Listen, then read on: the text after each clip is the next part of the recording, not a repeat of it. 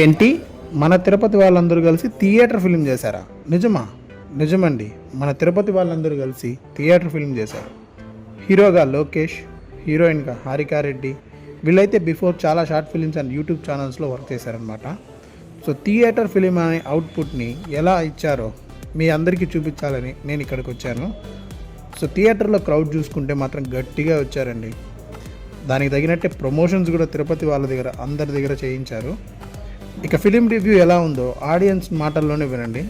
తిరుపతిలో ఇంత talented people ఉన్నారని మేము అసలు నమ్మలేదు. హీరో గాని హీరోయిన్ గాని నేను ఒక్కటే చెప్పలేదు. అందరూ హీరో మైనస్ అనేది. సో ఇన్ కేస్ ఎవరైనా 9th నవంబర్ ఫిలింని మిస్ అయ్యి ఉంటే 12th వెడ్నెస్డే నవంబర్ గ్రూప్ థియేటర్లో మళ్ళీ ఆ షో వేస్తారంట. టికెట్స్ కోసం స్కాన్ చేసి మీ టికెట్స్ని బుక్ చేసుకోండి.